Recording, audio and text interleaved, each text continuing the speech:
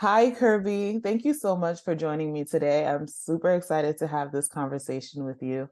I wanted to start off by asking, what is your earliest memory of money? Thank you so much for having me. I have a lot of memories of I think of spending more than and actually realizing that it was money. But I'm drawn to the first memory of understanding that you spend different kinds of money for different things. When I was in third grade, I was kind of a an early bloomer a little bit, and we went to Gap Kids, which at that point was sort of brand new and very exciting. And I went from wearing sort of little kid outfits all in one day to having all sorts of really cool uh, black leather leggings and all crazy, crazy sort of grown up kid kind of stuff. And I remember that it was the first real fun shopping trip that I had ever been on with my mom that was really like, wow, we're girls in this together. And I remember that at the end, she got out a different card, a credit card that I didn't realize that it was a credit card, but I knew that it was sort of bright and shiny, and different than the usual bank card, which she kept in this really old, sort of ratty paper case that I guess you kept your bank cards in that those days. And I remember that she paid for it with that. Um, and so for some reason, it really stuck with me that this bright and golden beacon of you paid for maybe the important things, maybe the kind of the fun and important things with a different type of money than you paid for the bread and the you know I'm trying to think of something that's just really would be really boring to a kid, but the peanut butter and jelly and the bread and the soccer cleats. It's a lot different when you're buying your first pair of leather leggings as a fourth grader or whatever, and you're in the store with the loud music, and it feels like a completely different experience. So I think that that was my first realization that there are different kinds of money and there are different kinds of ways of paying for things.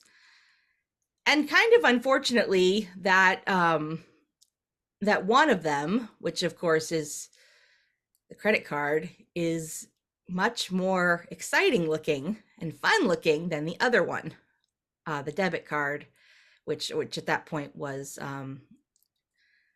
I guess maybe they've made debit cards more exciting now, but at that point it looked very boring and navy blue and was in this little ratty envelope. Yeah, that is super interesting. I had never heard that sort of answer, but yeah, to realize or just see the difference in the cards, like at such a young age, that's so interesting. But I wonder if that was done purposely, I'm you sure it know. was. But I can imagine the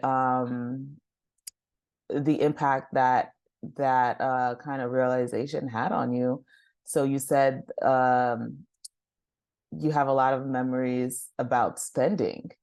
And can you elaborate a little bit more? Like when you realized or kind of thought that, okay, a debit card was kind of boring and spent on boring things versus a credit card was spent on fun things. Do you think like that fueled a desire to use a credit card more because it was, not to say it was gamified, but it was just shiny. It was bright. It was, in your words, just like something a little more exciting to use. I think, now that I'm really kind of going back into my memory, I think the difference it wasn't even a debit card because I'm a little old, folks. So this is the mid 90s, early 90s, and I think that she was actually writing out a paper check for those other things. Wow. Not and Okay. so there was a credit card and a paper check. And so I think that that was why the difference was a little bit more obvious. And yes, the card was very shiny. I think that the times when she got the card out, so that would have been much more apparent than if it's a check versus a card. I think the times that she got the card out, honestly, and I don't, this was not intention on her behalf. I think I think that I noticed the times that she got the credit card, the shiny fun credit card out were, to be, completely honest, we're after those mother-daughter bonding shopping times, when, you're sort of finishing up and you're so excited that you're, um, you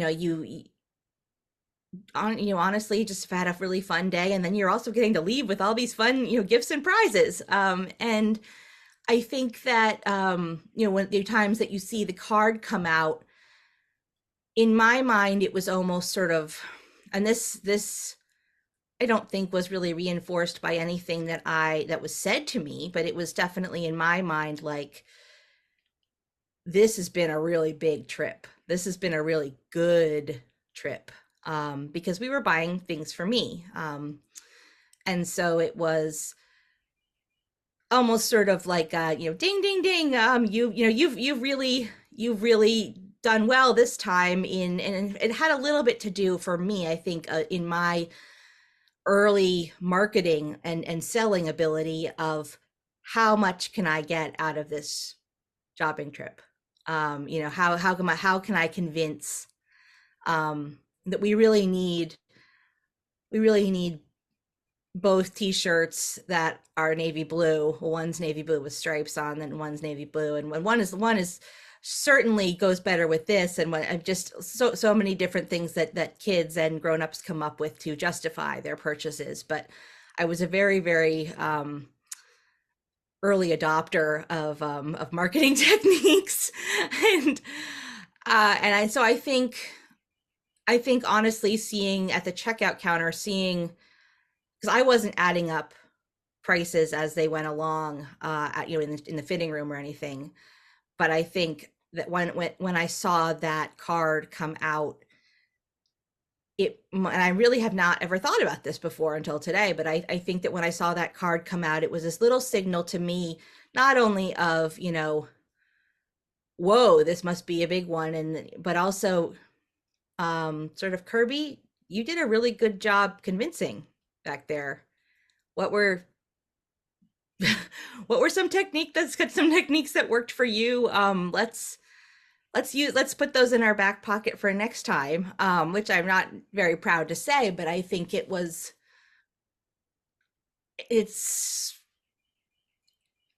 I remember feeling this little pang of excitement of sort of, let's see, when you see that card come out. And I think that was very, very, um it really interestingly, that the way that those shopping trips went was very different from the messages that I heard at home, which were, all about hard work, and you work for what you want, and really good examples for work for both of my parents, and we had allowances and chores, and I really, really always wanted to buy the next thing. So I was constantly scrubbing the bathroom for my mom or doing extra things. And there was a lot of really good messaging coming from my house and from my parents. And a lot of, we can't afford that X thing or that Y thing that you may really, really want, or that all your friends have, or what have you.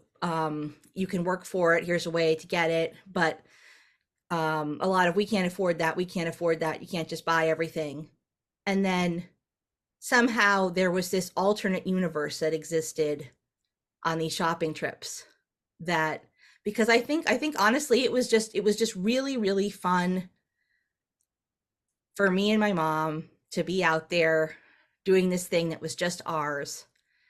And I think we both got carried away a little bit. I don't necessarily think that I had an absolute hoard of clothing or anything, but I think that we both sometimes got carried away in terms of, oh well, we just loved this one and this one and this one, and that's when the card came out and suddenly we could afford it. And I wish that we had um I've said this in my advice to parents, and now I'm a parent. I think I wish that we had money conversations about our finances, not about finances. Um, because I wish that I had known what the total was at the end of that shopping trip, and then been able to say,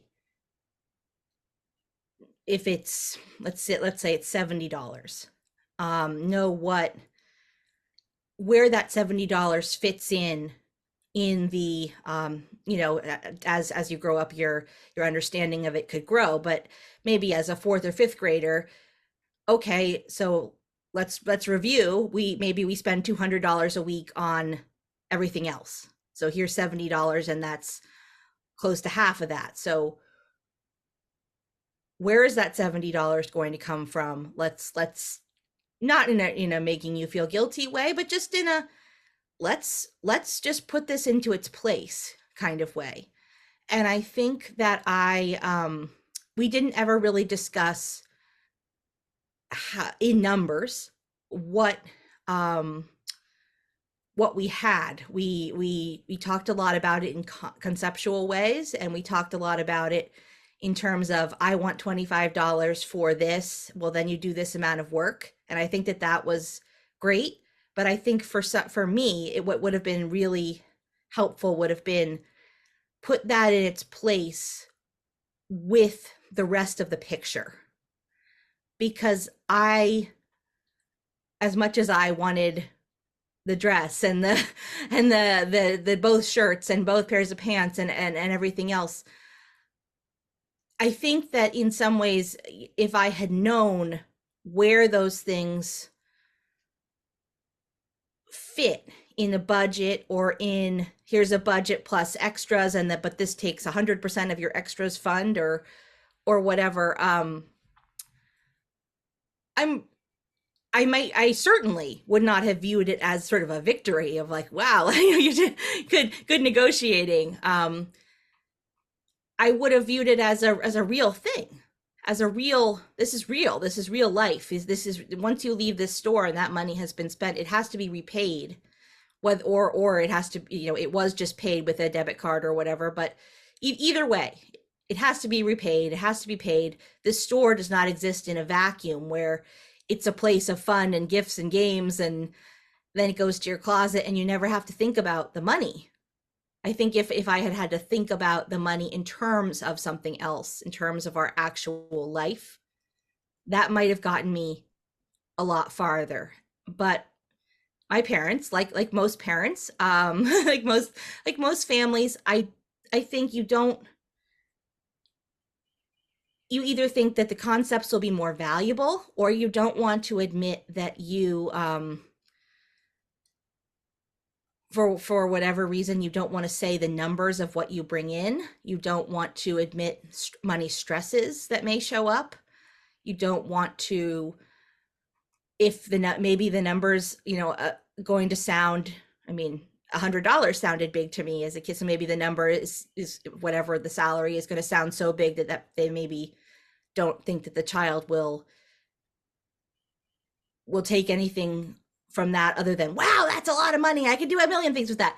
But my advice to parents, and to, again, to I'm reminding myself again, I think that kids, at an age appropriate level for each age, I think that kids can do a lot with understanding the family budget and the family finances and that can really lead them down a path of this money that we spend is real. This amount that we're spending for Legos or clothing is real, and it has to be repaid. And that money in some careers is not necessarily um, definitely going to come in. You know, it's a salary career is a lot different than money that's earned by tips or commission, or if you're an entrepreneur and you have no idea what's going to happen.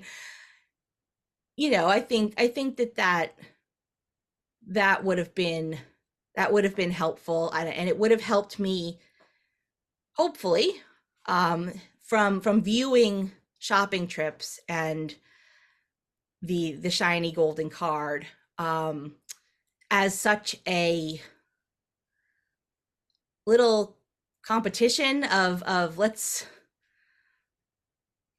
see if I can get the gold card to come out. Let's see. I mean, I didn't think that in exact words, but I do remember feeling this sort of, ooh, I must have done, this was a really good one. And I knew that in some way I was honing skills of convincing and negotiating and um I mean, I think kids are very, very aware, much more aware than we may give them credit for, of, what am I able to get out of my parents?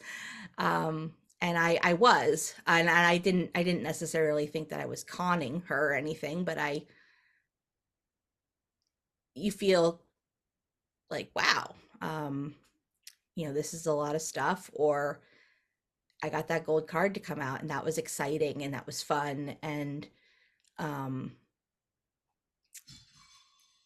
so yeah, I think that feeling, and also that knowledge of the store is it the store and the card and the clothing and the fun and the experience is a completely different world, and not doesn't seem to be tied to what's going on at home, where if I want $25 I need to scrub the bathroom, and up, oh, no, you didn't get all of it, go scrub it again, up, oh, nope, make sure that it's not shining, go.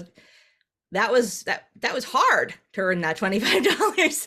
But for some reason, when you go to the store, the Gap Kids, or and it became all sorts, Banana Republic, and of course Abercrombie. We all remember Abercrombie. Now they're back, I guess. That was different for some reason. Yeah. That I love was a that different world. yeah, I love that you're tying it back to like what you would have appreciated and how you could have learned. I just finished reading a book about parenting kids and teaching them about money. So a lot of that is in line with what is taught. Like the authors wrote about, like, there are things you should give kids money for. You shouldn't just give them allowance just because. You have to teach them that life is about work and earning money. And you can definitely create passive income and all of that. But initially, you have to teach kids the value of money and that it just doesn't grow on trees.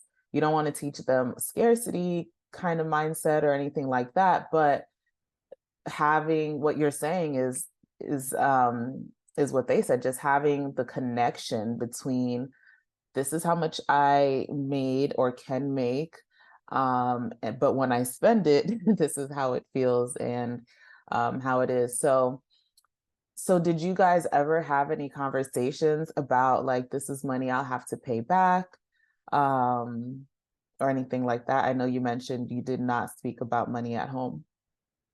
We didn't speak about the dollar amounts. We spoke about money as a concept a lot, but it was really in, this is what you should do, you, Kirby, when you get, when you grow up and do this. This is what you need to do, you, Kirby, to earn this $25 for a dress for your doll. It was never quite as much about, this is what I, your father, actually earn. And I think we talked a lot about work because my dad worked all the time. he got up at 2 or 3 in the morning to do grant writing and other sort of things that he could do at home until about 5, when he would drive from Western Massachusetts to Boston to work at Boston Foundation or Bank of America all day in their grants department. So he would find all these organizations that didn't have that had the qualifications to get grant money, but didn't have well, I guess now Chat GPT, if you teach it how to write a grant application, it can do it. But so my dad was sort of like the Chat GPT a little bit for a lot of these organizations um, that are doing such amazing, wonderful things with, especially with young mothers and domestic violence survivors who'd run, just run away with their kids and nothing else. And I knew a lot about the work that he did, and I really, really latched on to that. We always worked at a food kitchen on around Thanksgiving, and we always did that kind of service. And I was always, he was really in his element when he was helping people, not when he was behind a desk. And he did extra work for those places, just pro bono, just because he really wanted to. That was where he really wanted to be all the time. But the I only later learned, and it was kind of like my brain was already baked. My cookies were already sort of cemented in place by the time I learned that the reason why he did jobs that for big corporations, Bank of America and others, were to pay for our tuition, and the jobs that he really, really loved and got his joy from, other than the joy of being with our family, which was his really obviously his main joy in life, were to the jobs that he really made very, very little or no money from working to help people, or help them qualify for these grants and just use the right language. So I knew about that. I knew about that there were people who had very, very little, and I saw them, and I several different times I was my mom taught me how to make quilts when I was really little. So I made baby quilts for these women who were in the shelters, and over time made a couple hundred of them. And I mean, really, I think that they were really working to instill that understanding for us. But on the other hand, that feels somewhat too very far away, even if you are literally seeing it. And perhaps maybe even more than most young kids about why these women couldn't be at their homes, or why their children didn't have anything except for what they've been able to get away with, or that kind of thing. It still didn't translate to my experience, the things that were forming my idea about how I would manage my money someday. And I was hearing the concepts about, when you have a credit card someday, don't do this. When you have a credit card someday, don't do this. Don't get a store credit card because those interest rates are higher. And I knew it. I mean, I really, the education was there about that. The education about, no one wants to necessarily, make their child or adolescent feel guilty. So you don't necessarily present it as, I drive 4 hours each day to do a job I mostly can't stand, so that I can pay for your tuition, so that you don't have school loans, student loans, and etc. You don't present it in that way. But on the other hand, I think I was talking with somebody the other day about the first real budget that my dad did with me that really stuck with me was a budget that he did with me when we were finding my first apartment after college. We found it and it was a little over budget, but it was in a very, it was in Boston. It was in a very safe neighborhood, and it was really up far and away so much safer, and very close to public transportation and other things that a dad would want, and that a kid would want, but that definitely that a dad would want. And so we were trying to make it work. And so we really went through every single expense that I was going to have. And then I lived that budget for several months. And several times I worked at a clothing store. I did marketing for them, but I also in the winter, when they didn't have as many summer employees, I would go in to Newbury Street, which is a sort of a Fifth Avenue version in Boston, and I would be in the fancy store with the dresses, and you're just there all day, and 70% off discount for being an employee. I would buy the dress. I would maybe spill some coffee on myself, and then I would buy a dress because oh well, you don't want to walk around with really, it was just an excuse to buy a dress. And then, I mean, this is not, the worst problem in the world, but for me, it was my first experience with this. You don't have the money to go buy a ton of new food. Well, so I had oatmeal in my cabinet and other things, and so I would just have oatmeal for a couple days, and I would have the dress. And I remember thinking, I trade for 3 days or so of having this oatmeal, and I get this dress. Well, that's worth it right now. That's okay. I certainly was not deprived of nutrition or anything, but I was living this. I was living the budget. And it was providing a lot of moments, I think, that were really, really crucial.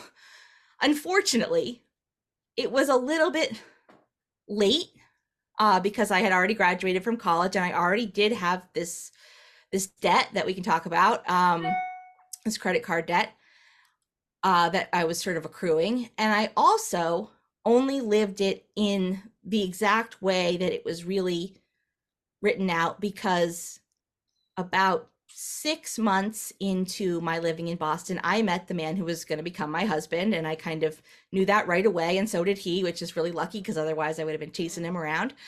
But I'm started to live at his apartment, and by about 2 months later, my dad told me, "Well, come on, just move in with him full time. We don't want to pay we don't want to pay rent for both places."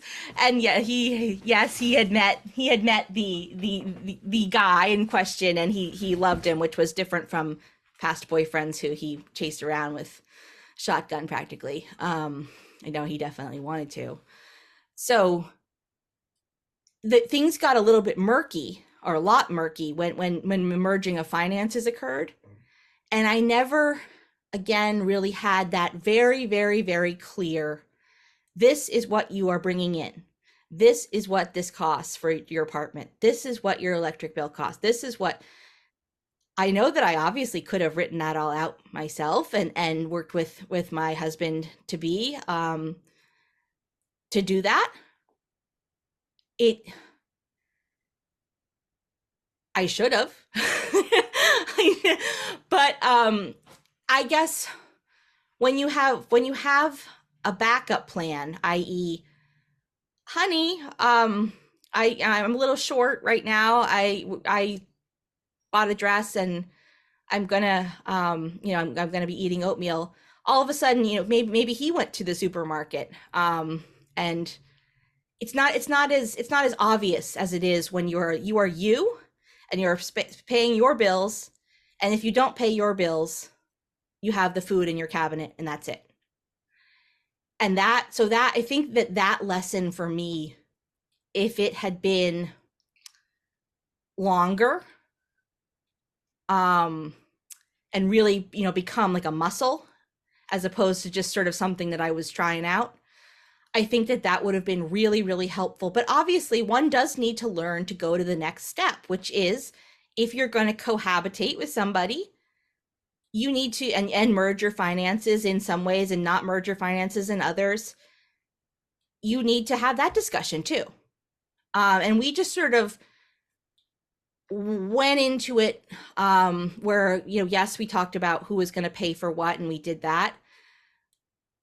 But there wasn't an actual, how much do we think we should spend each week for you know, things that we're going to do on the weekend.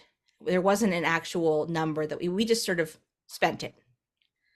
And part of it, I think, was that he's 5 years older than I am. So that whereas this was my very first experience, and I was still in my first year of living, you know, on my own, aside from college, which didn't really feel quite so on my own. He had been living on his own for 5 more years and having an actual career as a teacher. So I think where we were,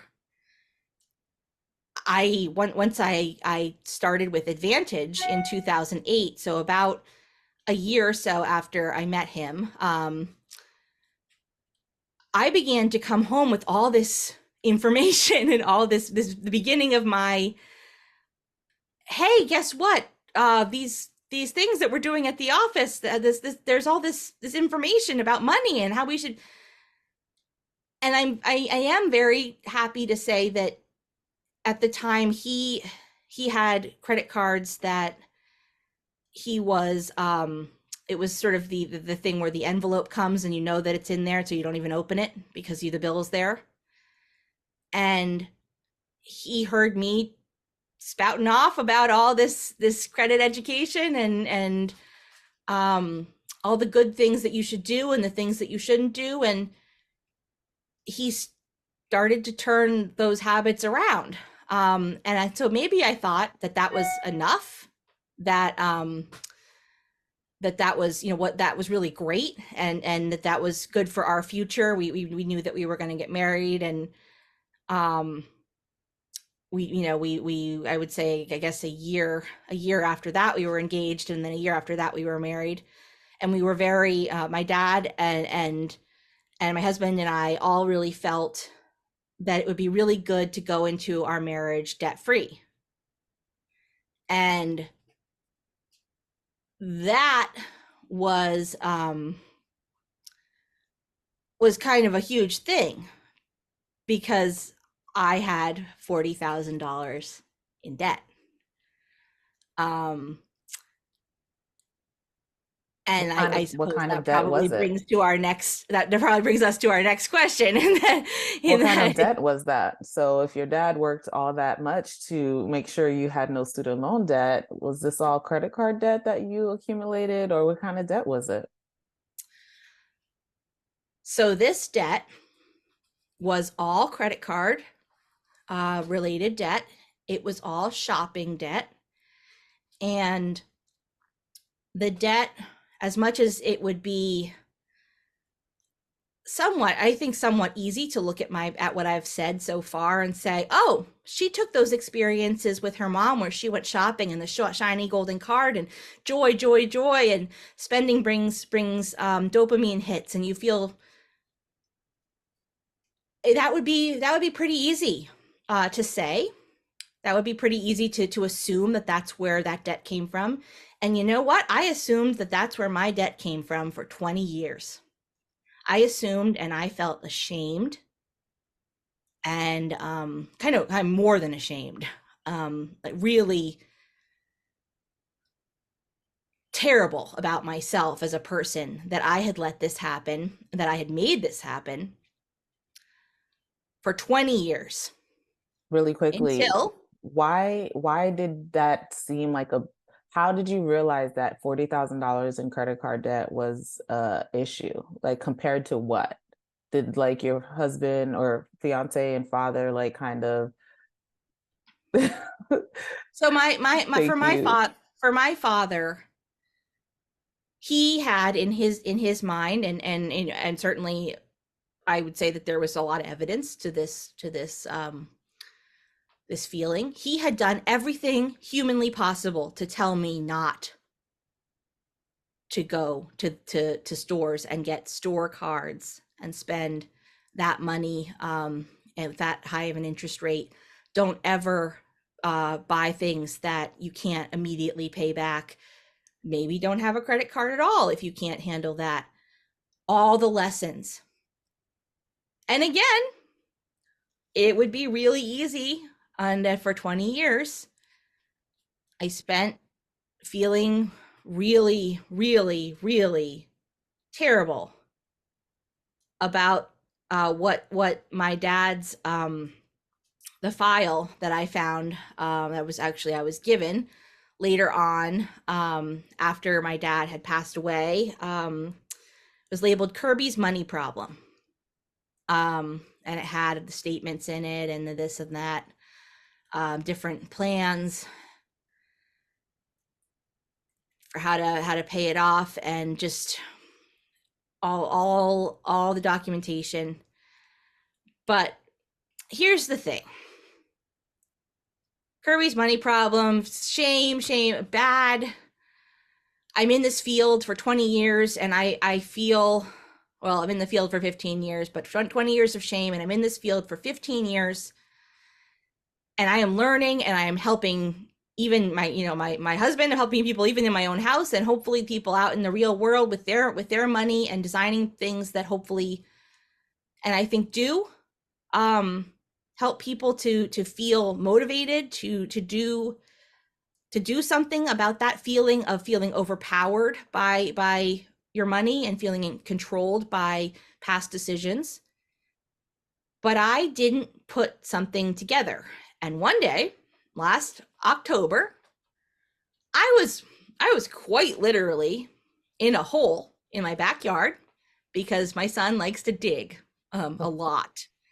And we have in our very back garden past our lawn have dug this enormous system of trenches and other things where we found things from the late 1800s and all sorts. So that's sort of one reason why I continue to do it as opposed to just sitting in a lawn chair watching this happen. But he was also hosting a Halloween mansion experience, which one needed to have these really deep, so for like a first grader, up to your shoulders high trenches, so that they would walk through and feel like they were underground, because we had a tent, like one of those tents you would have at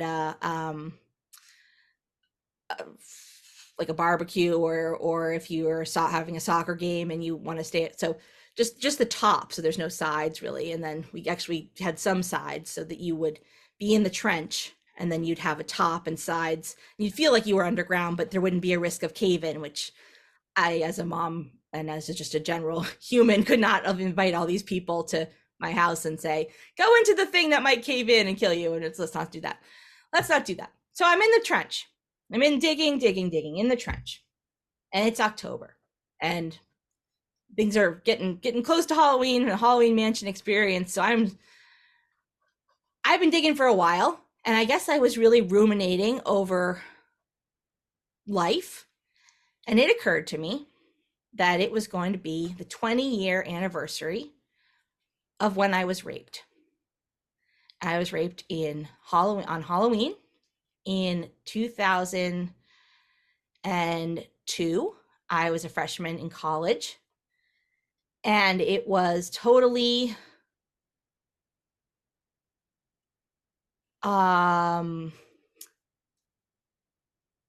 dehumanizing in multiple different ways, and something that I gained a full-on diagnosis of PTSD from, and was later treated with EMDR therapy, which I can't recommend highly enough.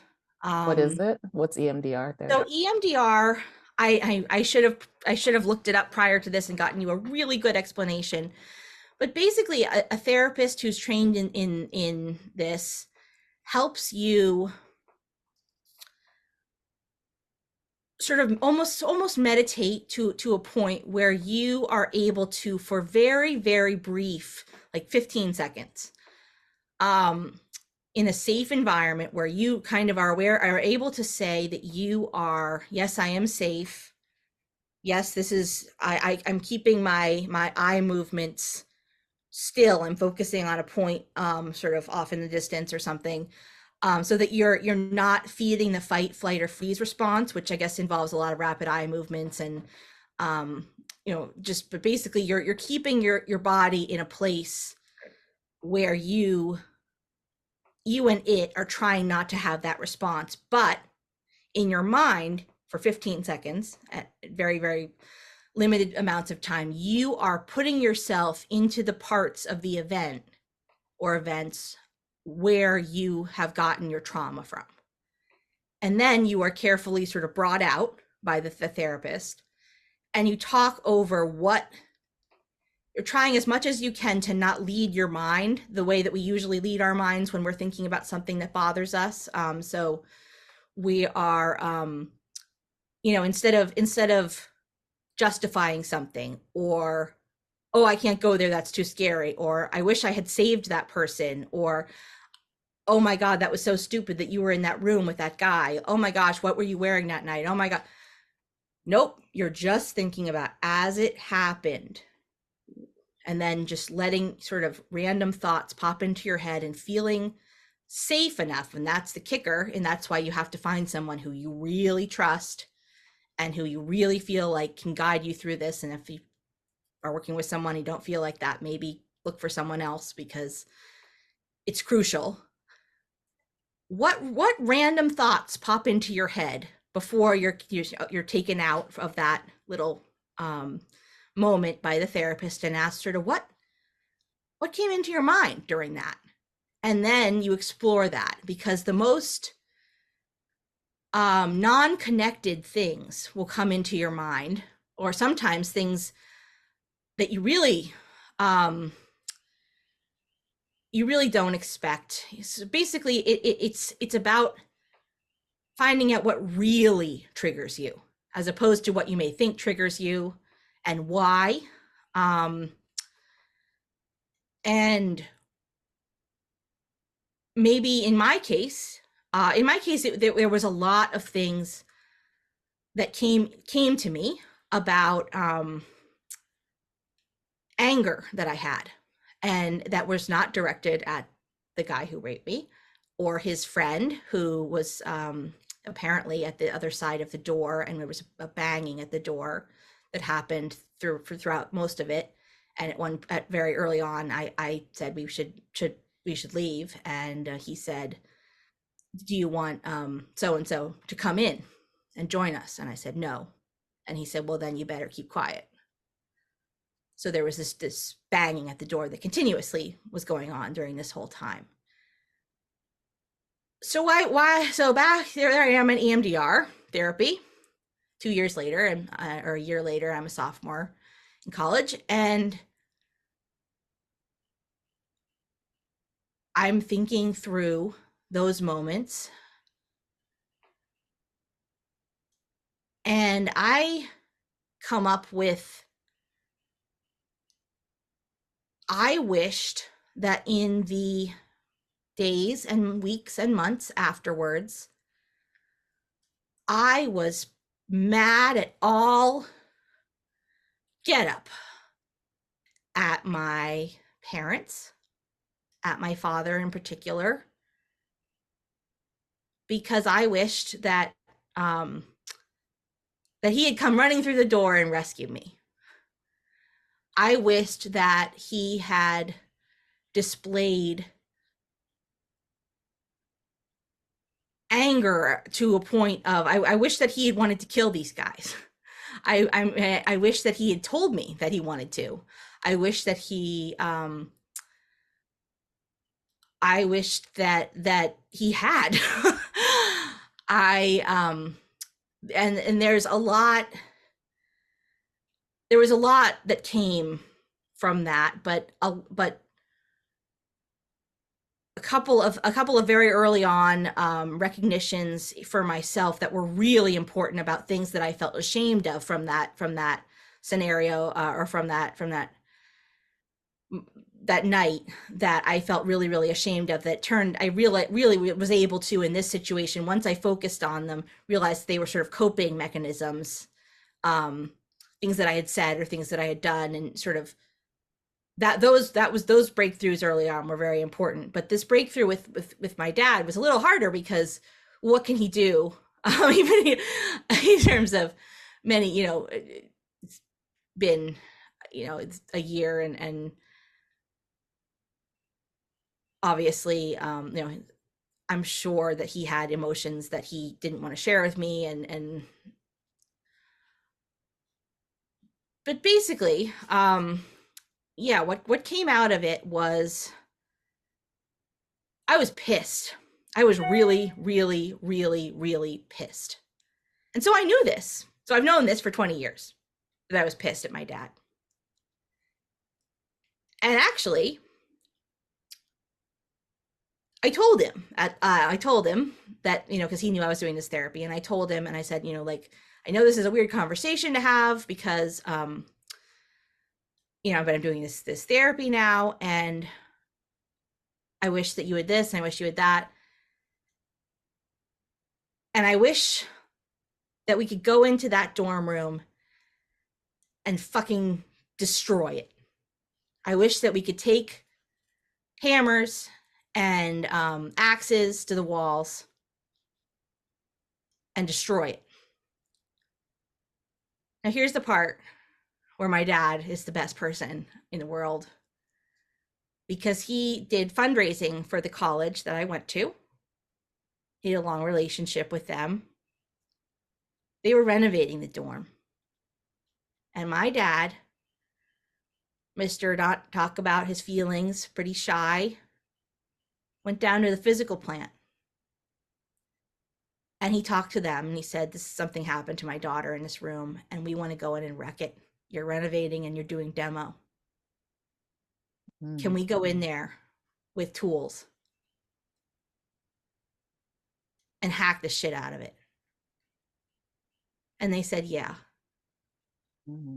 So basically at the conclusion of my EMDR therapy with my therapist and my mother outside the door, my dad and I went into the room and closed that door that had been the source of so much control and evil and badness and horror. And we spray painted the walls. We spray painted the names of people I know who had been assaulted. And then we hacked the names out of, so that no one could see it. But we had every single tool. I mean, we did not have a chainsaw. I kind of wish we had a chainsaw. We didn't have a chainsaw. We had every other kind of tool. And we went, I mean, we thwacked it.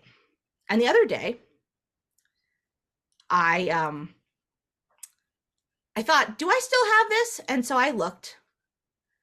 I have it right here, and I haven't shown anyone else this, but I have the doorknobs. This is the doorknobs, both sides. I still had it. I almost got rid of it recently, or last summer or so, but I turned out I didn't. I found it pretty fast. I control that door now. I control that door. No one else controls that door but me. My dad made that happen. And that's awesome. And that's, I don't know that many parents that would be willing to go to those lengths, especially in terms of saying to others what had happened. And that was just fucking awesome. So at the time, doorknobs and all, I kind of thought, I'm cured. I'm still mad that this happened. This bad thing happened. But I'm okay. I'm going to move forward. And I did. But I left, something else had happened that I didn't realize was connected for 20 years until I'm out in that hole, my backyard, digging away, pondering that it's been 20 years. Oh my gosh, it's been 20 years. So much has happened. Bang. I have this realization. Oh my God. My spending, that debt, that $40,000 in credit card debt, is absolutely connected to my rage about what had happened. And so here's where we are. So let's put ourselves back. It's my freshman year, 2002. By this point, it's still 2002, late 2002. I have been trying to deal with this. I hadn't yet done EMDR. I hadn't yet been diagnosed with PTSD, but I'm having a lot of PTSD symptoms, trying to just keep it together. I had basically stopped eating. I had lost a lot of weight and was at a weight that was probably the lowest I'd ever been in my life. At least 150 pounds less than I weigh now. So yeah, that's a lot. And I was doing it, and then I at the time, if you had asked me, I would not have said that I knew why I was doing it, but I was doing it to try to reach, help, help, somebody realize that I'm not okay, help. And it wasn't, I think I was getting some response, a little bit from friends and stuff, but there was specific people that I wanted to reach, my parents. So I went to a basketball game, and my dad was there, and he said, "Wow, you look great." And somehow that, I mean, at least the way I remember it, the way that just snapped something in me. Shouldn't you be able to see that your kid is broken? They're broken, and they're breaking themselves so that you'll see. And of course, this is the same parent that a year, less than a year later, went into the room and smashed the shit. So we all as parents and as people, we have blind spots. We have moments of greatness, and we have moments of maybe she's just, she doesn't like the food, and maybe if I tell her she looks great, and she'll, I don't know, maybe he wanted to tell me I looked great because I've been raped a couple of months before, and he wanted me to feel good about myself being out in public. This is not about blame. It's just about the way it happened. But the way it happened was I snapped. I didn't say anything. Walked back to my dorm. I think I don't even remember what I thought. I think I just basically was like, I'm tired, I'm gonna go back. Went back to my dorm. I remember changing my clothes and getting my bag and saying, and why didn't she put this together for 20 years? I don't know. But saying to myself, I'm going to burn it all down out loud. Which is kind of, it's kind of weird to talk to yourself out loud. I talk to myself out loud every once in a while, so I guess I didn't. But I literally said it. Then I drove myself to the mall. It happened because the college I went to was not very far away from where I grew up. But it's the same mall that all the spending started at. It's the same mall.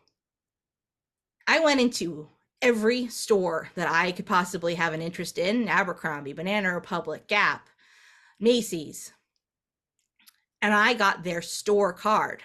That's the card I'd been counseled not to get because it has the highest interest rate. Why is she not putting this together with the fact that she was pissed? Why is she not putting this together with the fact that this is connected? It's all connected. Well, because we have blocks in our life, and I didn't want to think about the fact that the reason I was so mad was because of the rape, because I didn't want to think about the rape. I didn't want to think about that at all. I wanted to do something else. Why was this not obviously a cry for help? Well, Maybe because the cry was so painful and so loud that I couldn't listen to it. I don't know. For whatever reason, I didn't connect it. I just went and did this. And I spent up to the limit on every card I got that day. I didn't really necessarily, I mean, I bought things that fit me. I was sort of, the whole thing was sort of like, oh, well, you've lost so much weight, you need new clothes, your clothes are hanging off of you. That really, what I didn't, that really wasn't it. So a good gigantic portion of that $40,000 debt was from that day. And after I had the cards, it sort of became pretty easy to just spend the money. I still I remain kind of unsure about, I didn't have a job. I didn't have an income. How the hell did I qualify for all that credit? I don't know. I think that the system is maybe slightly better now, but I think it's still relatively broken in that I had no income, and maybe they thought I had good chance of future income or what have you. I really don't. I'm really not sure. That doesn't seem right. But so this debt I had was started out of a place of complete and utter, hey, look at me, help me, I'm in trouble.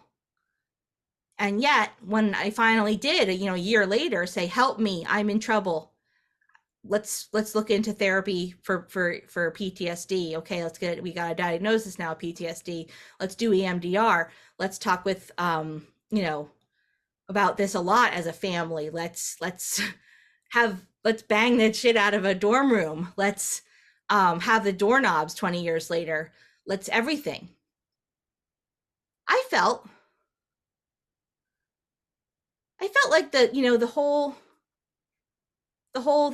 trauma thing was kind of, the door was basically closed. Every Halloween I kind of was like, ugh, I really am not a fan of this holiday.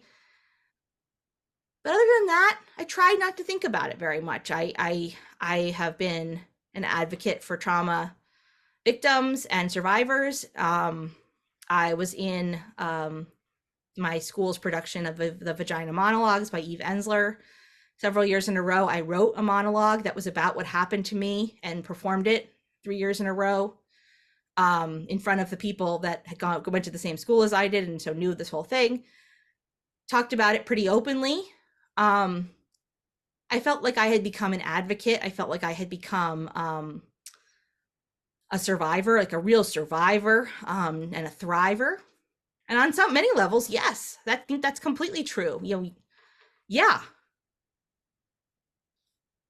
And then there was a file, Kirby's money problem. Shame, badness, just really, really the thing that I didn't like the most about myself. The thing that I always viewed as my flaw. Kirby's money problem, Kirby's spending. Kirby likes to shop, and it kind of, some of it became almost a joke. And I'm, there I am working in the financial education field, kind of as an accident, kind of as the stock market crashed and there's not a lot of jobs. And so I found this job and it became kind of like, kind of a little joke, sort of, you're doing that.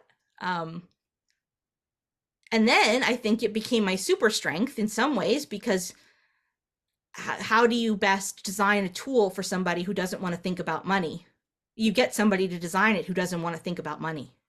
You get someone to design it who really, really, really doesn't want to do math and can't actually do the math. So you do it for them and you make it something that makes them feel empowered at the end and makes them feel like they have some sort of step that they can take that's not too hard, but also is a step that will do something, that will actually move them forward, that will give them that space to get over the freeze part of flight or freeze, and maybe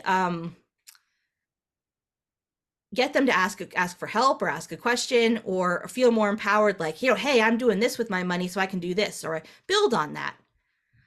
I think that there's a million ways that Kirby's money problem was helpful in my career and in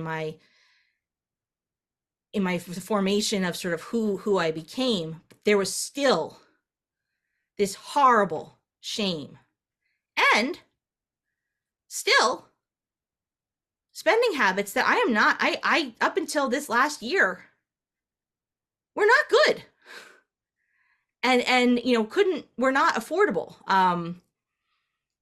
So many thousands of dollars of clothing and things and duplicates of things that I already had that I just couldn't find, or just not thinking at all. And there was shame, and it was always, well, I'm going to try to make more money to cover this. I can handle this. But mostly to anyone else other than me, it was, I'm not going to show or talk about this with anybody. I'm going to talk about the thing that I overcame, the trauma that I overcame, the debt that I overcame, which, yes, we overcame. Great. And then there I am in the hole, literally in a hole. And I'm also in a hole figuratively, because I think even this last fall, as much as I would have never wanted to admit it, I felt like a fraud still. And I didn't want to, I had this practically lightning bolt connection of this behavior started, yes, because of some things I learned as a little kid, that money is, it can be fun in a store, and it's fun to get those things, and it's fun to put it on a card, and it's fun to, but mostly this behavior started out as a call for help. This behavior started as I'm going to do everything wrong so that you notice me. I'm going to purposefully do everything wrong. It didn't come from the way that I was raised. It didn't come from a bad part in me that's just rotten and likes spending and likes to have and give me. It didn't come from a part of me that's selfish.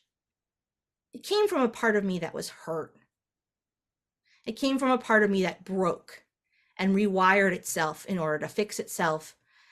But some of those impulses, impulse control and the prefrontal cortex and all sorts of things that one can look up in victims of trauma, got rewired. It's like if you MacGyver a solution out of duct tape and fishing wire, that's great that you fixed it that way, but it's also made of duct tape and fishing wire, and it's not the real way that a professional would fix it. So I had a professional help for PTSD. I had professional help for anxiety and depression. I thought that I was the professional for financial wellness. And in many ways, yeah, sure. But I hadn't connected the thing that I felt worst about to the root cause. And without connection to the root cause, I couldn't forgive myself. Not just for what happened back then, not just for that debt, which I paid off, but for the debt, any debt and any spending that I had done since then. In 20 years, that's a hell of a lot. That's a hell of a lot of different decisions and different moments and different click checkout before you can think about it moments. Before you can go, you've rationalized, click checkout. Just do it. So, what did that realization in the hole in my backyard get me? For the first time, I got it. I got why I did that. And the fact that I got why I did that opened up the possibility of saying, take the shame off your shoulders, put it somewhere else, and make a plan. What are we going to do? So, here's okay. here's what I started in the new year. I reset my Instagram from my personal Instagram, which is full of ads for dresses and headbands and other things. You know, the life that we all wish we had, that kind of thing. I reset my main Instagram setting so that when I opened it, instead of going to my personal one, it would go to my company one. And I worked on building my company, Advantage Publications, because we had a nice presence in a lot of different places, but not on Instagram and not on Facebook. And LinkedIn could have been better.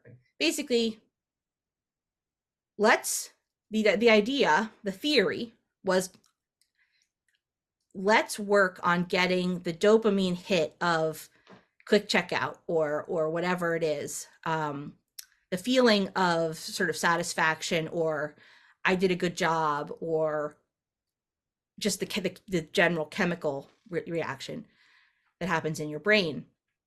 Let's get that from somewhere else. I don't think that many people survive going cold turkey off of anything. Let's do a plan where we just switch it out and see if it works. And obviously I could still switch over to my regular Instagram. I could still switch over to my regular Facebook. I could still switch over and be on any other app and any other thing. But doing that gave me the strength to avoid several of my favorite dress companies and shopping stores have online drops where they drop they say they have clothes and they're available now, and it sort of creates a scarcity model. And it is a scarcity model. So here's the drop day, everyone gather together, oh my gosh, we're so excited to buy the things, and then you buy $700 or $800 worth of stuff, even, you know, because you think, oh, I can't get it any other time but this. I'll send back half of it, but I gotta get it now. I gotta get it now. I was even interviewed. I'm not going to say the name of the company because I still love them, but I was interviewed by BuzzFeed about how much I love this company, and I do.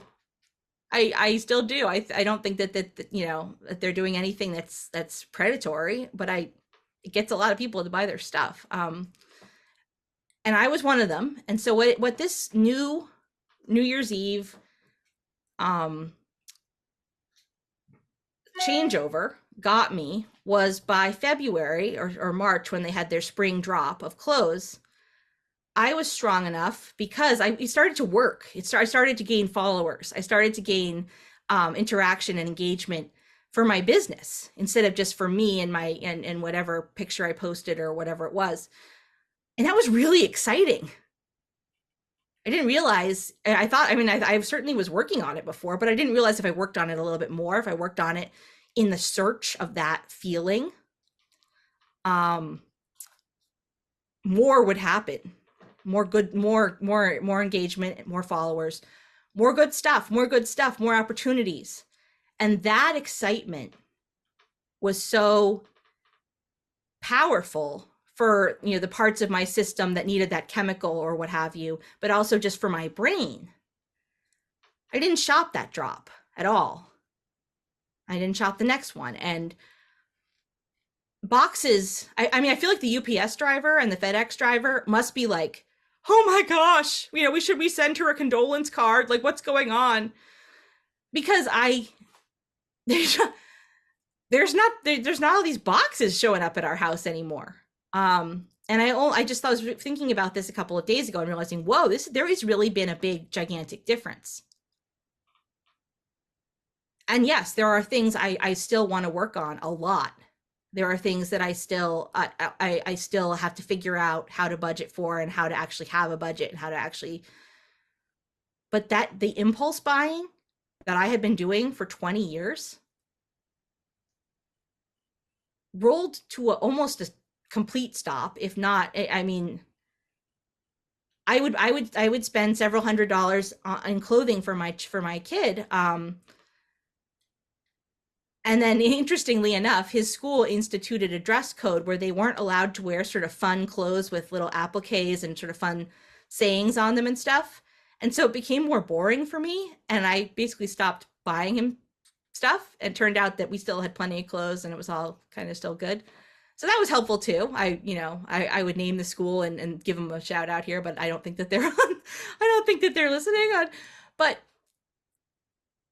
the main reason I want to share all this is, first of all, because I think if I was in financial education for 15 years and I didn't put this together with that my spending was rooted in this trauma that I had, and was so obviously rooted that I had literally said, I'm going to burn it all down before I did exactly the things that I had been taught not to do, which is pretty obvious when you look back at it. It's so easily apparent, but I had such a big, strong brick wall up that I don't think that anyone else in the normal world, when they're not surrounded by giant slide calculators and credit counseling websites, and I don't think that they have much of a chance of putting that together. And so please, out there, if you are listening and you have something about your financial or even your eating or other parts of your life where you feel like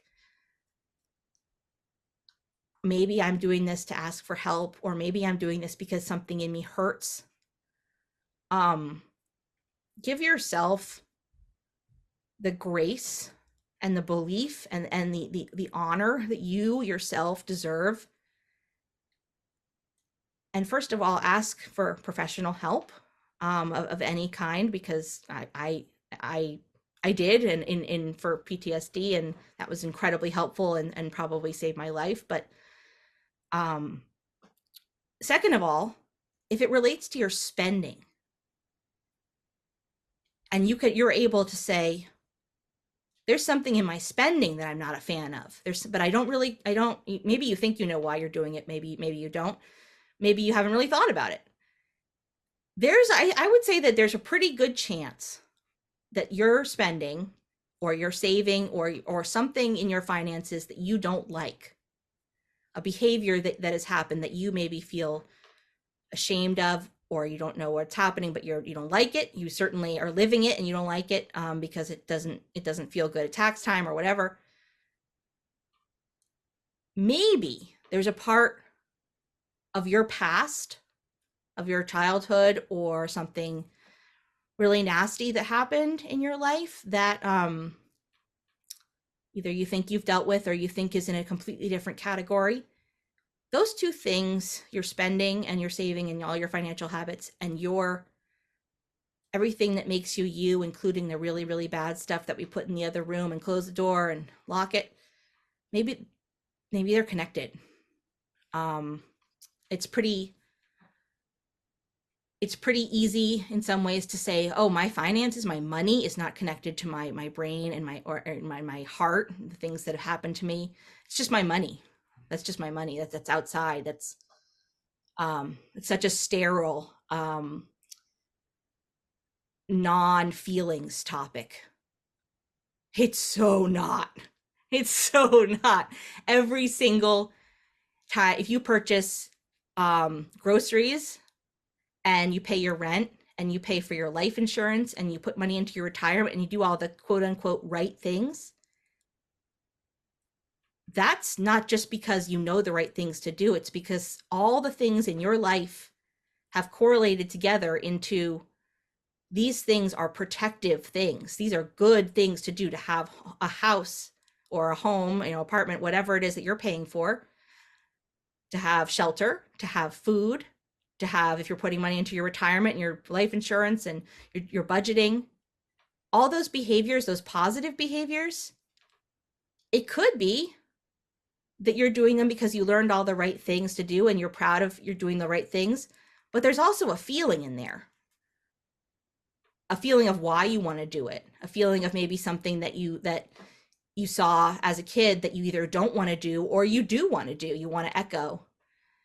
It's all feelings. It's all personal. Your money is more than just a card that's, only taken out at fancy shopping trips or, in desperation or whatever. It's your money is you. And it's, it's kind of, we maybe don't want it to be that way. But it's how you live your life. It's maybe how you don't live your life. And for me, it took 20 years to realize why I was still, despite being in this industry and knowing all the right things to do and doing a lot of right things, I still had habits that I felt so ashamed of.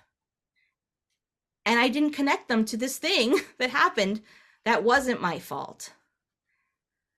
And that rewired my brain and rewired a lot of who I am, for better or worse, and that I've had treatment for and therapy for and take medication for.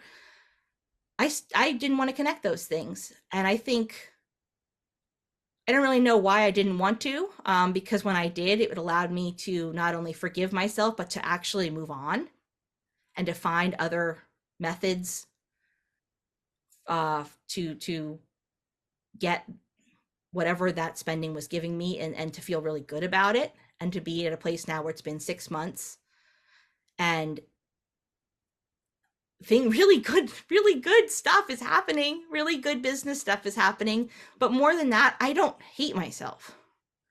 I mean, and I'm not going to say that I was completely mired in shame and trauma this last year where, I absolutely was in the same place that I was 20 years ago. No, but there was a part of myself, there was behaviors that I had that I hated, and I couldn't figure out why.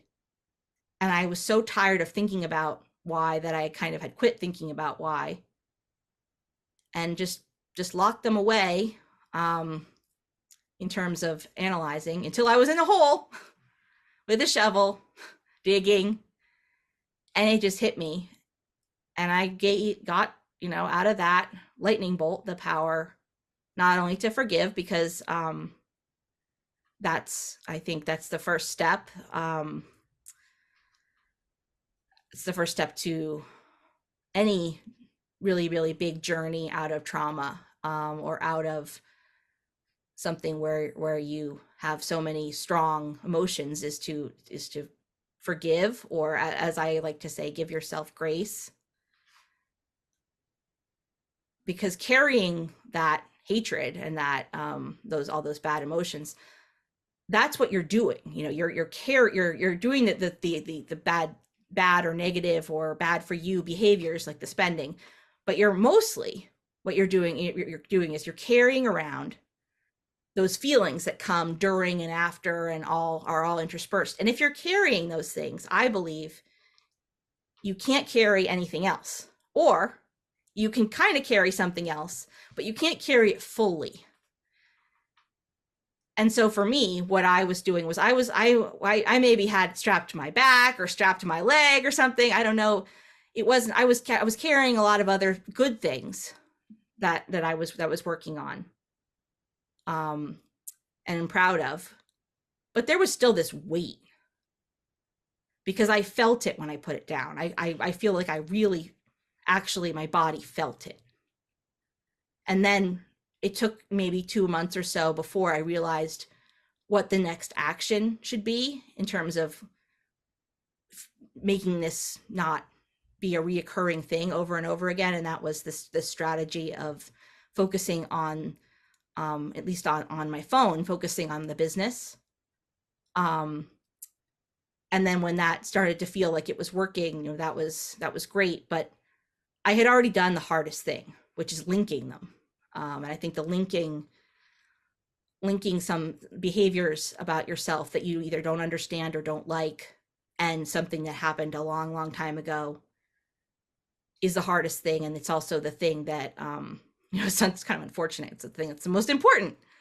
And that's why I shouting my story from the rooftops, and I'll have my doorknobs to show anyone that wants to see the doorknobs. It's not, the easiest thing to know that your private thing is out there in the world, but it's also that thing that happened, Halloween of 2002. That's not the thing that is the most private. That's not the thing that I was the most ashamed of. That's not the thing that has bothered me for 20 years. What's bothered me was that day, a couple months later, when I went to the mall and got every credit card I could and spent up to the limit. That's the part that I thought was completely and totally on me. And in a way, it was. Sure. But in another way, because it was directly related to the thing that was not my fault, it wasn't. And when I realized that, and then connected it to 20 years of spending and clicking checkout and credit cards and, you know, Kirby's money problem, and which never a file that the Kirby who exists today in this world would probably have even had the courage to write out on a file, because I didn't want to admit that Kirby's money problem could exist in the same world as Kirby, the person that is creating things that are helping people with their finances. Kirby who talks about it, Kirby who lives it. Yes, I lived it. In a lot of ways I lived it, but I still had these behaviors, and I think I felt so ashamed and also was so quiet about expressing the fact that these behaviors existed, because I didn't understand why it's like, how is it, why is this not clicking? Why am I still doing this? And I rationalized it, because I'm really good at rationalizing. Oh, well, it's because I've gained weight, so I want to make sure I look really professional, so I need new clothes. Oh, it's because this or that. I mean, there's a million ways to rationalize something. But when you hit it on the head, when you actually, I think when you actually realize why, you'll feel it in your body. You'll feel it like, and I was, there I was in the hole, and I was like, oh, that's why. That's why I do this. And that changed everything. Girl, you are a storyteller. Thank you so much. Well, if you've listened this long, please collect your celebratory, I don't even know, like coffee on the way out, because geez. You're an amazing storyteller. I didn't even have to jump in too much, and you told it all. You gave it in order. You gave you just answered everything. And so I just really appreciate you being so open and sharing that. I love listening to other people's stories, and just realizing how different we all are, even myself, to how other people operate in this world. And I'm a very private person, so things that you share, I couldn't even see myself imagine myself sharing. But I appreciate people like you, and I can gather a lot of strength from people who share. So final It was you, thing. actually. It was you that at Mill Money Con number one, it was you asking me about me, because I had gotten very used to and very comfortable in my role as a mom. That's where my strengths were. And you pushed me and challenged me and asked me about, what are your dreams? Where do you want to go? I did. Did I? Yes. Yes, you did. You When did. was this? This was at that party, and we were talking, and it was, the one that was outside, and we were talking, and you asked me all these questions, and I remember at the time thinking, well, I answered that already. Well, no, I didn't answer that. I answered that in relation to me as a mom, or maybe me as the business as a business, but not me in my heart. And me in I think the reason why I felt like, hey, I already answered that, was because there's this just big, just gigantic answer of like, guess where I do want to go? I want to stop spending money on things that I know I don't need, but I don't know how. I want to take control over that, Kirby's money problem, but I don't know how, and I'm ashamed that it still exists.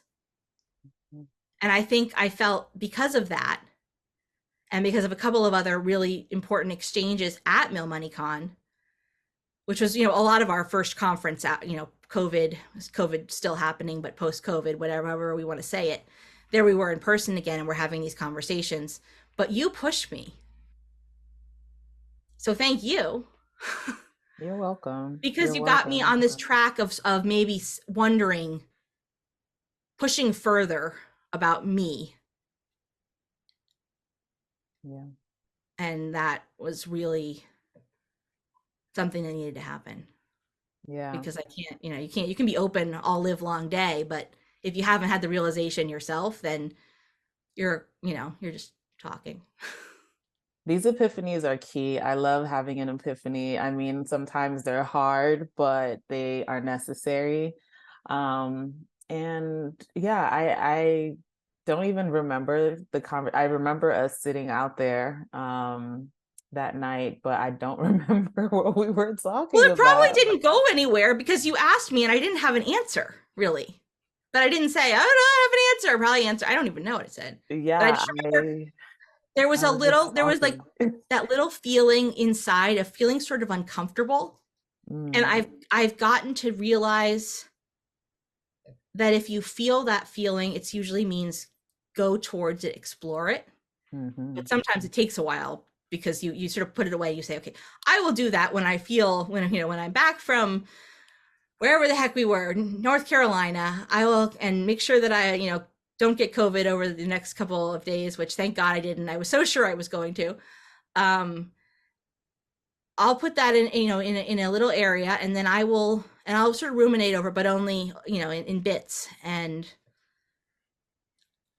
but there was this big who am I? What do I want? Where do You, I want to go? do you remember the question I asked you? I think it was where do you want to go? Where do you who I think there was a who do you want to be? And then some sort of goal setting, like where do you see yourself going? What kind of goals do you have? And I probably said something about the company, and then I think you even said something like, no, not the company, but you. I'm deep. Yes, no, you are, and it was like you feel that little tickle of like I'm somebody as you are realizing who likes to talk a lot and who feels like she always has the answer and like a speech prepared, and if I don't have a speech prepared or I don't immediately know. And that conference was big for me in really realizing for sure that I had become too attached to my role as a mom, which is a wonderful role. I love that role. But there's a place for actually what I want to. And it happens that I own this business, and of course I want what the business wants and all those other things. That's good. But what do I want for me? Um and if it couldn't go back to my kid, or it couldn't go back to the business in the same way that I had talked about it for 15 years, then I didn't know. Mm, yeah. And that's that's interesting.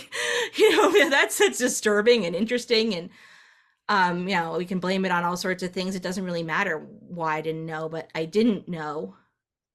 I think some of it comes from having not explored this thing that I felt made me kind of a fraudulent person in the industry. Um,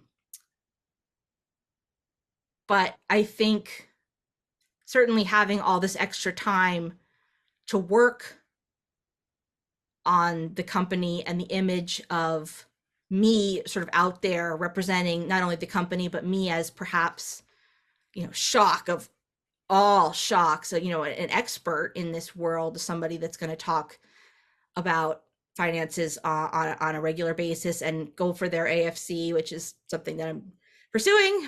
Finally. Yeah, I know.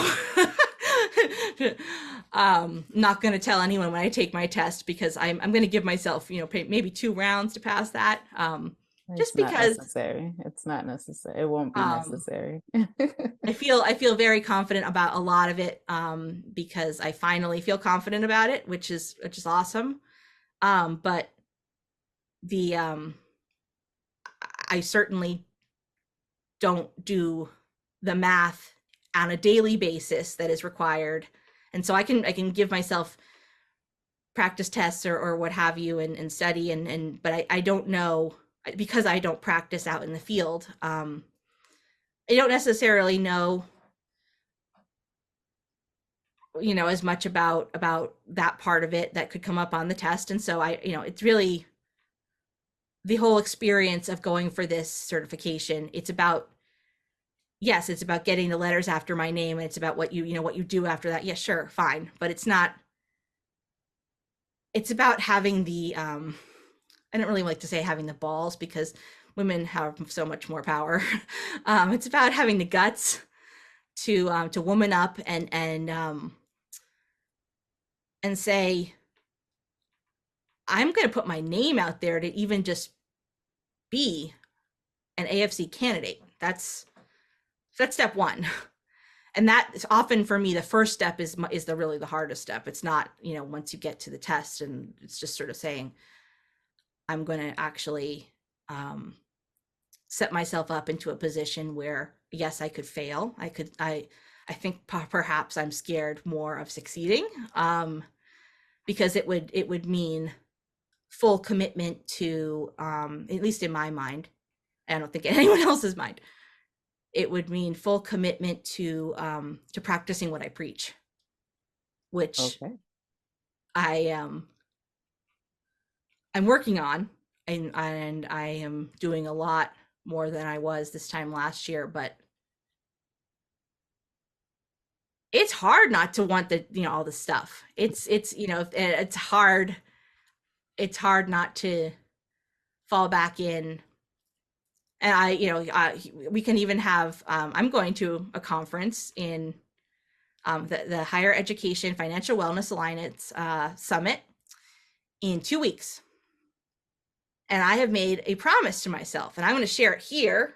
I just decided I'm going to share it here because I would like some accountability for this. Usually when I go to a conference, I buy a lot of new clothes for said conference. Do you? Oh yeah. I've gotten to a point now where I bring them with me, and I don't wear them, and then I return them, and it's sort of like a security blanket, because I used to wear them and feel like, feel awesome during the thing, and then when I would get home I would realize, oh my god, that was really, why did you need that? You're with your people. But for some reason, in order to get on the plane, it was like I needed to feel ultimately confident, and somehow the clothes did that. And then I got to where I would buy the clothes and just have them in the suitcase and then return them. I'm not going to buy any clothes for this conference.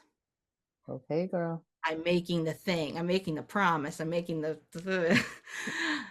I need to text you and ask. We need to yes. keep this keep you accountable to that, like you want to be. I want to Yeah. be accountable to it, because I mean, clothes don't make the person, and I now definitely have enough business slash whatever they do at University of Oregon, which is what I think it's supposed to be, very hot. So it's not even like I can say it's a completely different climate. But yeah, text me and ask, because I'll I get your number really, after really, really this. don't want to. I really want to be the person I want to be. Yeah. I You, also, yeah. you want to walk the walk, talk the talk, and on the back end actually do be financially well. I get it. Yeah. I get it. Yeah. And I recognize that it's a crutch, and I What's the don't want crutch? buying new clothes for a conference, being in front of, I think I would probably do this if I was in an office every day, like have a much bigger work wardrobe and all that. But it's sort of like when you go from your your t-shirt and shorts or whatever you wear, a lot of leggings, every day, to like the sort of more professional, the arena, as it were, and sort of meet. It's sort of like, I've always viewed it as sort of having armor on. It's sort of like you're dressing yourself for the event, and it's not necessarily that the clothes themselves are going to draw attention, but it's that you'll feel more you'll feel more powerful, you'll feel more professional or smart, whatever. Yeah, yeah. um, That's yeah. and I think that's true to a point. That's Yeah. allowed to be true to a point, in that you don't want to show up in your mom leggings and your shirt that says "Boom Roasted" from The Office, which I love, my favorite T-shirt. You don't want to show up like that, but you also, if you have the stuff already, and it's only Yeah. there's a for the love of God. Already in your closet. Oh Yeah. my God. Yeah, no, then we've now gotten to the point where, like, at some point I'll share like pictures, and people will just be like, okay, let's put you on Poshmark, let's put you on all the things, and let's get you some income, because it may be time for that too. But that'll be a whole different thing. That'll be a whole different part of the journey, but it's all a journey. It is a journey, and that's so interesting that you say that, because that is a different part, like where you're finally able to like look at your stuff and be like, yeah,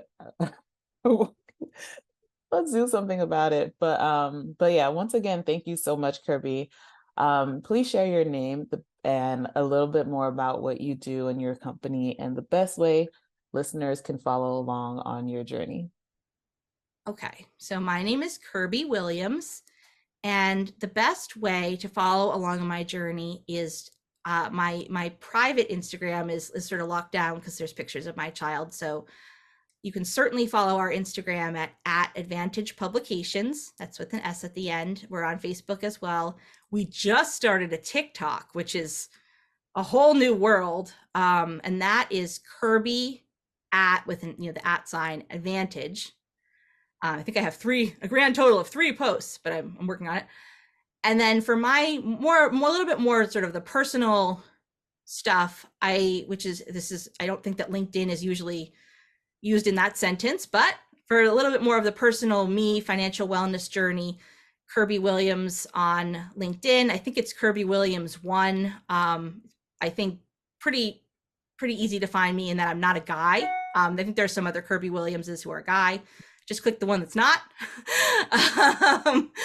And then for what we do, Advantage Publications creates paper slide calculators that help people to really easily, and without a phone, without a computer, you just pull the little paper slide that's inside, and it helps you with basic financial concepts, but also like saving and spending, credit cards.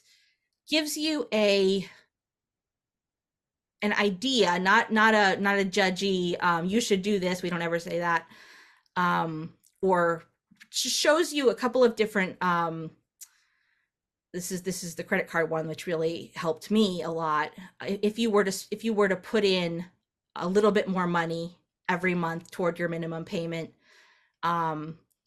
how many years could you knock off of your debt? How much interest would you save? We do all the calculations for you. You don't have to know anything about that.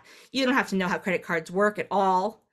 And if you go to advantagepublications.com, and so again, that's Advantage Publications with an S at the end.com, we send free samples, because I just said what a slide calculator was. And unless you're watching the YouTube version, you're not gonna, and you can see these things in the back of me, even if you saw them, unless you actually held it in your hand and try it, you still probably aren't going to go, oh, I get it. They're That's super okay. cool. I They're wasn't very like that cool. either. So we send free samples, and we're really, really happy to send them to anyone. So there's a request form on the website. I believe it's, if you just go to advantagepublications.com and then /samples, you can also just get right then, but then you'll select them and you won't know exactly what you're selecting. So you can certainly do that also. and we will mail you a packet of samples. And they're the real thing. I mean, I don't really, I guess we just call them samples because we're not the whole, it's not the whole, it's not like an order, I guess, but we're happy to mail them to you because we want you to use them and understand what they are. We certainly would love it if you would show it to your, if it would be helpful to your organization, show them to your supervisor and say, hey, can we get some of these to use with our clients? But mostly, we understand that these are not something that's very easy to understand unless you try it. And we want you to try it. And we want you to see what these are. I think they're really cool. They helped me enormously. And I was somebody who didn't even want to touch them because I was worried that they would tell me that I was screwed financially. And I was, when they told me not only that I wasn't screwed, but that there were some steps that were not impossible, didn't involve money raining down, that I could do to drastically improve my situation, I was pretty shocked and motivated and went forward with it. So believe me, if they help me, they can probably help you or someone you know, because I was just about as not into it as you possibly can be. Yeah. Yeah. So link me in. I'm happy to, I'm happy to talk or PM or take your request. I would love it if you would follow us on Instagram or Facebook or even TikTok, because there I am in the evening on my Advantage Instagram with our 227 followers, which we had something like 39 when I started doing this in the new year. So it's something that's happening and I'm working on, and now you know why I'm working on it, not just for the business, but sort of for this little thing that's inside me that I'm working on. Yes. Thank you once again, Kirby. Thank you.